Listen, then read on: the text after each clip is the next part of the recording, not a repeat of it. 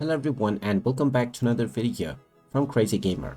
In this video, I'm going to show you how to turn off sounds within the My Talking Tom Friends game.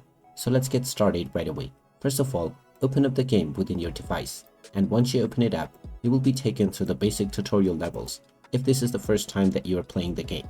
Now, once you complete these levels and gain access to the full game mechanism, you can turn off the in-game sounds if you wish by tapping on the gear icon at the top left corner. This will now take you into the settings page, from which you will see the music as well as the sound effects and reminder sound button.